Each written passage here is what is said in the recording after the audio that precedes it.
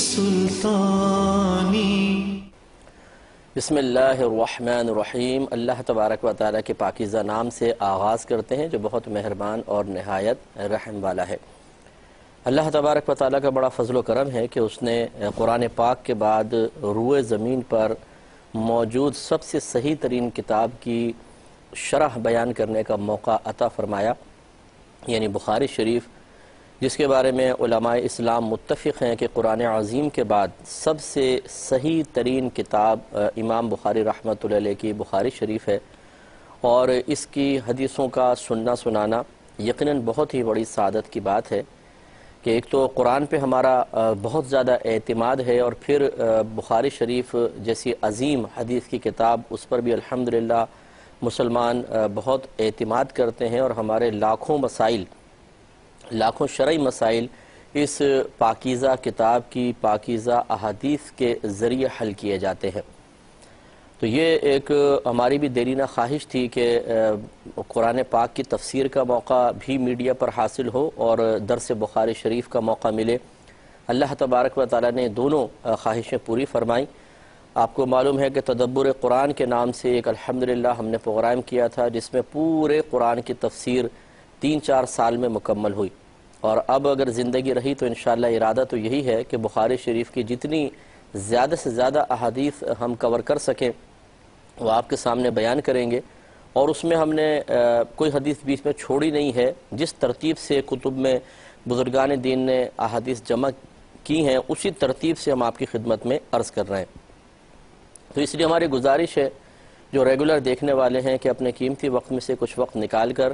ضرور اپنے پیارے محبوب صلی اللہ علیہ وسلم کے کلام کو سنیں اور دیکھیں کہ نبی کریم صلی اللہ علیہ وسلم ہمیں کیا سکھانا چاہتے ہیں، کیا بتانا چاہتے ہیں، کیا نصیحت فرما رہے ہیں، کیا درس فرما رہے ہیں، کس چیز کی اصلاح کر رہے ہیں، کون سا شرعی حکم سکھانا مقصود ہے. تو جب ہم احادیث کریمہ سنیں گے تو انشاءاللہ ان تمام پہلوؤں پر اچھی طریقے سے توجہ ہوگی، اور الحمدللہ ہمارا طریقہ بھی یہ ہے کہ ہم حدیث بیان کرنے کے بعد ان نکات پر خاص طور پہ توجہ کرتے بھی ہیں.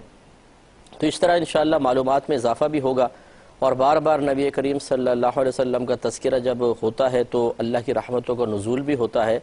اور ہم غیر ارادی طور پر روحانی اعتبار سے نبی کریم صلی اللہ علیہ وسلم کے بہت قریب ہو جاتے ہیں. تو اس لیے یہ درس بخاری بہت ہی اہمیت کا حامل ہے. اس کی اہمیت کو سمجھیں اور کوشش یہ کریں کہ نہ صرف خود آپ دیکھیں بلکہ دوسروں تک بھی اس کے دیکھنے کی ترغیب پہنچائیں، کہ ہو سکتا ہے کہ آپ کے کہنے پر کوئی شخص ریگولر یہ پروگرام دیکھنا شروع کرے تو آپ کے لیے بھی عظیم الشان ثواب جاریہ ہو جائے گا، اور اس شخص کے اصلاح کے امکانات بھی بہت بڑھ جائیں گے. ہم 65 حدیثیں ابھی تک مکمل کر چکے ہیں. آج انشاءاللہ 66ویں 66 نمبر حدیث پاک آپ کی خدمت میں عرض کریں گے. حضرت ابو واقد لیثی رحمۃ اللہ علیہ اس کے رضی اللہ تعالی عنہ اس کے راوی ہیں. یہ کہتے ہیں کہ ایک دفعہ نبی کریم صلی اللہ علیہ وسلم مسجد میں لوگوں کے ساتھ بیٹھے ہوئے تھے کہ اس وقت 3 اشخاص اندر داخل ہوئے. اب یہ مجلس تھی، سرکار کا طریقہ یہ تھا آپ تشریف فرما ہوتے تھے، حلقہ لگ جاتا تھا،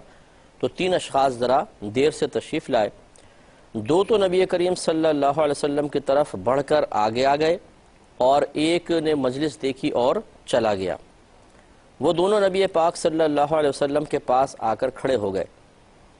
پھر ان میں سے ایک نے حلقے میں کشادگی دیکھی، یعنی خالی جگہ محسوس کی، تو وہ وہاں پر جا کر بیٹھ گیا، اور دوسرا مجلس کے پیچھے بیٹھ گیا، جبکہ تیسرا پیٹھ موڑ کر چلا گیا. پھر جب نبی کریم صلی اللہ علیہ وسلم اپنے وعظ و نصیحت سے فارغ ہو گئے تو آپ نے ارشاد فرمایا کہ سنو، کیا میں تمہیں ان 3 آدمیوں کے متعلق خبر نہ دوں؟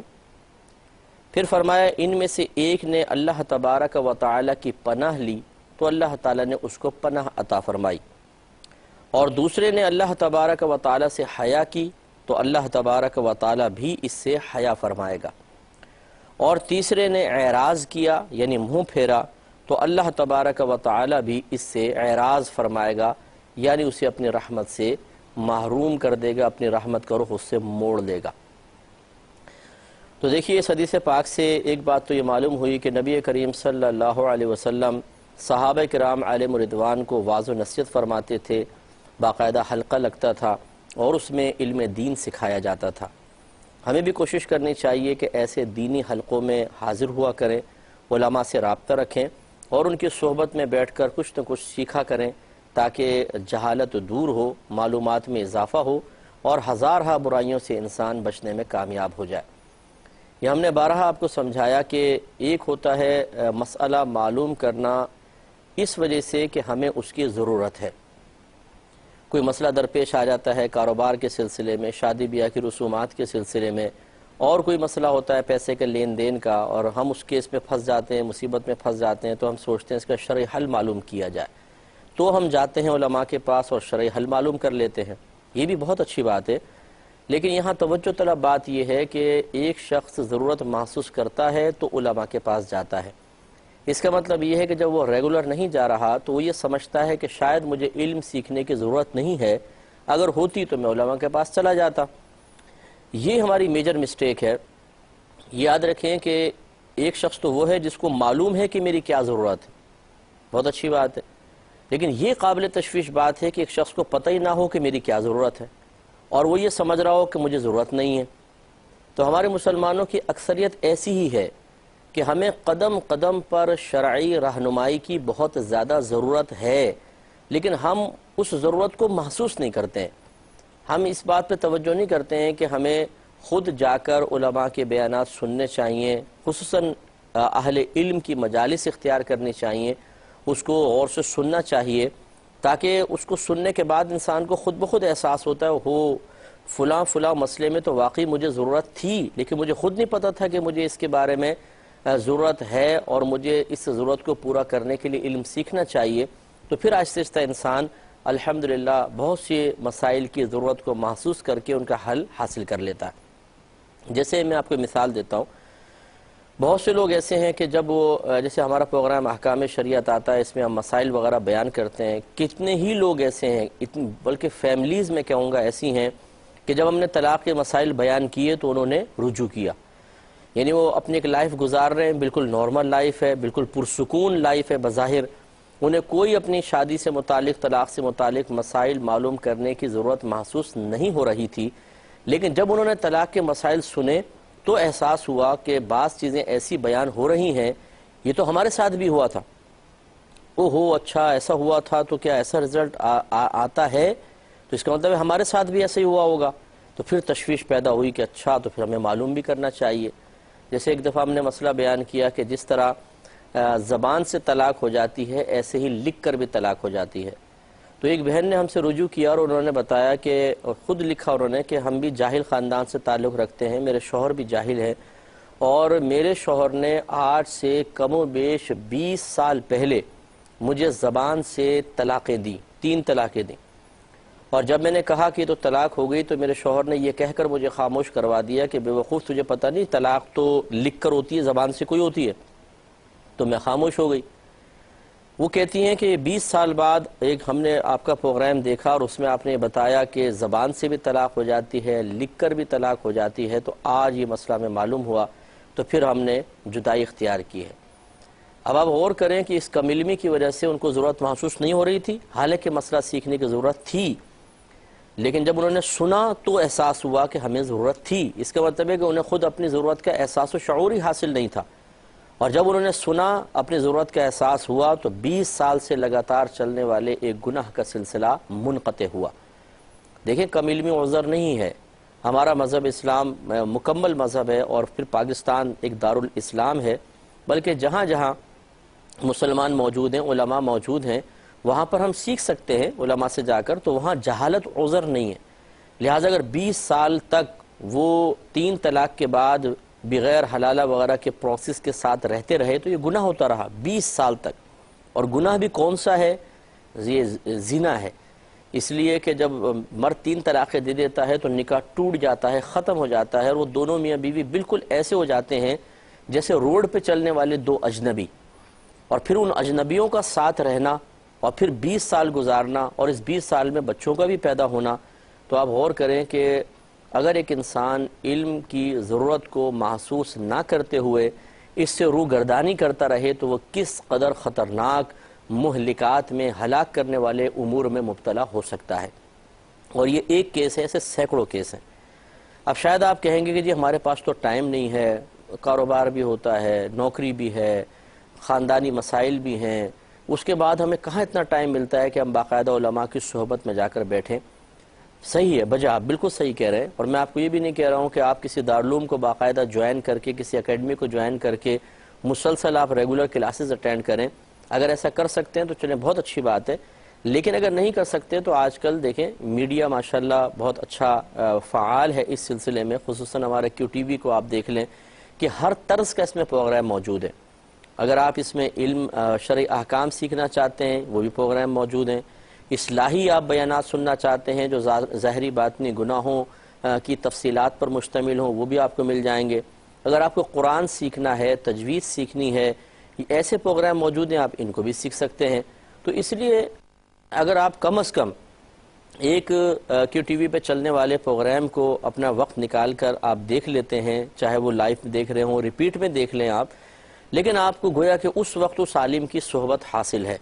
اور انشاءاللہ جب آپ سنیں گے خصوصاً جو شرعی مسائل سے متعلقہ پروگرام ہوتے ہیں تو پھر آپ یہ دیکھیں گے کہ واقعی بہت سارے ایسے مسائل ہوتے ہیں کہ آپ کہتے ہیں اوہو اس میں تو میں بھی مبتلا ہوں، مجھے تو پتہ ہی نہیں تھا ایسا ہوتا ہے، اچھا یہ خطا تو میں بھی کر رہا ہوں، مجھے آج تک علم نہیں ہوا تھا کہ میں یہ خطا کر رہا ہوں۔ تو اس طرح انسان کی اصلاح ہو جاتی ہے، اور الحمدللہ بہت سارے امور میں وہ اس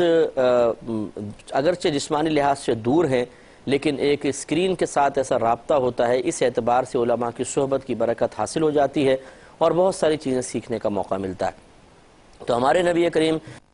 صلی اللہ علیہ وسلم اپنے صحابہ کرام کو بٹھا کر اس طرح علوم دینیہ سکھایا کرتے تھے، ان کے اندر فکر آخرت بیدار کیا کرتے تھے۔ دوسرا اس سے جو رہنما ہیں، مشائخ ہیں، پیر عظام ہیں، ان کے لیے بھی ایک درس موجود ہے کہ نبی کریم صلی اللہ علیہ وسلم کی اگر علم کی حیثیت دیکھیں تو آپ عالم، صحابہ کرام عوام، اگر آپ کے رہنما ہونے کی حیثیت دیکھیں تو آپ لیڈر، وہ آپ کے ماتحت، اگر آپ کے طریقت کے معاملات کو دیکھیں، باطنی تربیت اور آپ کا خاص پریکٹیکل کر کے دکھانا، تو اس صورت میں آپ شیخ اور وہ سارے مرید۔ تو اگر ہم چاہیں تو زندگی کے ہر شعبے کے بارے میں جہاں رہنمائی درکار ہو، نبی کریم صلی اللہ علیہ وسلم کی حیات طیبہ کو بطور رول ماڈل اپنے سامنے رکھ سکتے ہیں۔ اگر ہمارے مشائخ اعظام یہی طریقہ اختیار کریں جو ہمارے نبی کریم صلی اللہ علیہ وسلم کا طریقہ مبارکہ تھا، ہمارے علماء یہ طریقہ اختیار کریں جو ان کے سرکار، ان کے سردار سید دو عالم صلی اللہ علیہ وسلم نے اختیار کیا کہ اپنے متبعین کو جمع کریں اور ان کو شرعی احکام سکھانے کے ساتھ ساتھ ایسے واضح نصیحت کریں کہ اس سے وہ گناہ سے دور ہوں، نیکیوں کے قریب آئیں، روحانی ترقیاں ہوں، عبادات پہ استقامت ملے، گناہوں سے نفرت پیدا ہو جائے، اچھی صحبت میں آنے کے لیے ذہن تیار ہوں، تو یہ معاشرہ بہت اچھا سنور سکتا ہے اور بہت حد تک اس میں ایک انقلابی تبدیلی نظر آ سکتی ہے۔ لیکن ہم نے یہ دیکھا ہے کہ اکثر مایوسی کا دورہ ہے، بعض اوقات علماء بھی مایوس ہو جاتے ہیں جو خصوصاً جمعہ پڑھاتے ہیں، ممبر پہ بیٹھے ہیں، لوگ عوام سامنے ہے، لیکن وہ ان کی اصلاح سے بعض اوقات مایوس ہو جاتے ہیں کہ یہ سنتے تو ہے نہیں، تو پھر وہ اصلاحی بیان چھوڑ کر رطب و یابس لے لیتے ہیں، یعنی تر اور خشک چیزیں، کچھ تھوڑا سا ایک چٹکلا چھوڑ دیا، کوئی ایک حکایت سنا دی، کوئی خوبصورت سا واقعہ سنا دیا، لوگ خوش ہو گئے، نعرہ تکبیر، نعرہ رسالت لگا، اس کے بعد چلیں جمعہ پڑھایا، ختم ہو گیا۔ جو شخص 25 سال سے سامنے بیٹھ رہا تھا، جو اس کی علمی حیثیت 25 سال پہلے تھی، اس میں تھوڑی بہت ہلچل ہوتی ہے، ورنہ باقاعدہ وہ ترتیب کے ساتھ کوئی علم نہیں سیکھ پاتا، اصلاح نہیں کر پاتا۔ اسی طرح مشائخ اعظام میں ہر ایک کو نہیں کہہ رہا ہوں، نہ یہ ہر ایک عالم ایسا کرتا ہے، بہت اچھے بیانات بھی کرتے ہیں، اور جو کرتے ہیں وہ اس کا پھل بھی دیکھتے ہیں الحمدللہ۔ میں بھی اپنے جمعۃ المبارک میں جب میں بیان کرتا ہوں تو میں کوشش یہ کرتا ہوں کہ شرعی مسائل کا بیان ہو اور یا پھر اصلاحی بیان ہو، سوچ اور فکر میں انقلاب پیدا ہو، طبیعتوں میں انقلاب پیدا ہو۔ واقعی جو ہمارے سامنے اپنا قیمتی وقت نکال کر آ کر بیٹھ رہا ہے، جب وہ اٹھے تو اپنے سوچ اور فکر میں ایک نمایاں اور پازیٹیو چینج لے کر اٹھے، جس کا اثر معاشرے پر بہت خوشگوار پڑے، سب سے پہلے ان کی اپنی شخصیت پر، پھر ان کے گھر والوں پر، پھر اس سے منتقل ہو کے دوسروں تک پہنچے، تو اس طریقے سے معاشرے کے ایک بڑے حصے کے سنورنے کے امکانات ہیں۔ تو میں یہ نہیں کہہ رہا ہوں کہ ہر عالم ایسا کرتا ہے، لیکن ہوتا ہے۔ اسی طرح مشائخ عظام ہر ایک اپنے منصب کے مطابق کام نہیں کر رہا ہے، ورنہ صحیح بات یہ ہے کہ بعض اوقات عوام ایک عالم سے اتنی عقیدت نہیں رکھتی ہے جتنا ایک مرید اپنے پیر سے عقیدت رکھتا ہے۔ اگر پیر صحیح پری پلاننگ ان کی اصلاح کرنے کے لیے ایک باقاعدہ اصلاحی کوشش کرے اور استقامت کے ساتھ کرے تو کوئی بعید نہیں کہ ان کی صحبت میں رہنے والے اکثر لوگ گناہوں سے تائب ہو کر مکمل طور پہ نیک بن جائیں، عبادات پہ استقامت پذیر ہو جائیں اور گناہوں سے شدید نفرت کرنے والے ہو جائیں۔ لیکن ایسا ہوتا نہیں ہے، بس یہ کہ ادھر ادھر کی باتیں ہو جاتی ہیں، بعض اوقات بڑے بڑے قصے ہوتے ہیں، معرفت سے بھرپور باتیں ہوتی ہیں، اور اس کا اصل مقصود ایسے نظر آتا ہے جیسے صرف اپنے مرید کو متاثر کرنا ہے اور یہ یقین دلانا ہے کہ ہم ایک روحانی قوت کے حامل ہیں، اور تم چاہے عمل کرو یا نہ کرو ہمارے پاس آتے رہو، میدان معاشر میں ہمیں اتنے بڑے بڑے مناصب ملیں گے کہ جس کو اشارہ کریں گے وہ جنت میں پہنچ جائے گا۔ تو پھر مرید بھی سوچتا ہے کہ چلو جی کوئی نمازیں پڑھو یا نہ پڑھو، اور فراڈ چھوڑو یا نہ چھوڑو، بری باتیں چھوڑو نہ چھوڑو، وہ حضرت کے آستانے میں پہنچ کے نذرانہ دے دیں گے انشاءاللہ اور اپنا کام ہو جائے گا۔ میں پھر اس بات کو دہرا دیتا ہوں کہ ہر پیر ایسا نہیں ہے، بہت اچھے اچھے الحمدللہ مشائخ ہیں جو مریدین کی اصلاح کا کام کر رہے ہیں، اور جو کر رہے ہیں جیسے میں نے عرض کیا وہ واقعی اس کا پھل بھی دیکھ رہے ہیں۔ لیکن اگر ہر جگہ ایسا ہی معاملہ ہو جائے کہ نبی کریم صلی اللہ علیہ وسلم کی سنت کے مطابق اپنے متبعین کو جمع کرنا اور ان کو علمی باتیں سکھانا جاری و ساری ہو جائے تو بہت ہی پیارا چینج آ سکتا ہے، بہت پیاری تبدیلی آ سکتی ہے۔ بالفرض ایک پیر صاحب کے صرف 4 مرید ہیں، صرف 4، اور انہوں نے ان 4 کی اچھے انداز سے اصلاح کر دی تو حقیقتاً ان 4 کی نہیں کی ہے، یہ 4 خاندانوں کی اصلاح ہے، کہ ان کی جتنی نسلیں ہیں وہ اچھی بنیں گی۔ پھر یہ 4 آپ دیکھیں، 4 سے اگر ایک ایک بچہ بھی ہوتا ہے تو 8 ہو گئے، پھر ان کے آگے ایسا ہوتا ہے تو 8 اور 8 16 ہو گئے۔ یہ تو میں کم سے کم آپ کو بتا رہا ہوں، اور وہ بھی اس وقت جب صرف اپنی فیملی پہ توجہ فوکس کی جائے۔ ایک آدمی جب اللہ تعالیٰ کے کرم سے نیک پرہیزگار متقی اور اپنے روحانی اعتبار سے پر اثر شخصیت کا حامل ہو جاتا ہے، اس کے اثرات پھر اطراف میں پھیلنا شروع ہوتے ہیں، دوست، احباب، رشتہ دار، اور اس طریقے سے نہ صرف اپنی فیملی بلکہ دوسروں کے بھی خاندانوں تک اس کے اچھے اثرات پہنچتے ہیں اور ان میں بھی تبدیلیاں آتی ہیں۔ اس طریقے سے یہ نہ دیکھا جائے کہ جی کتنے لوگ ہیں اور کیا ہیں، بلکہ اصلاح کا کام ہونا چاہیے۔ ایک قیمتی فرد اگر ہم تیار کرنے میں کامیاب ہو جاتے ہیں تو حقیقتاً وہ لاکھوں پر بھاری ہے۔ 1 لاکھ ایسی آ کر بیٹھیں اور بس باتیں کریں اور چلے جائیں، اور ایک آدمی آ کر واقعی اپنی اصلاح کرے یا ہم اس کی اصلاح کرنے میں کامیاب ہو جائیں اور اسے اس طرح تیار کر لیں کہ وہ معاشرے میں بڑی تبدیلی کا سبب بن سکتا ہو، تو یقیناً یہ ان 1 لاکھ پہ بھاری ہے۔ جیسے نبی کریم صلی اللہ علیہ وسلم نے صحابہ کرام کو تیار کیا تو ایک صحابی کروڑوں پہ بھاری ہوا۔ انشاءاللہ اس پہ سلسلہ کرام جاری و سارے رکھیں گے نیکسٹ پروگرام میں۔ وآخر دعوانا ان الحمدللہ رب العالمین۔ اے اللہ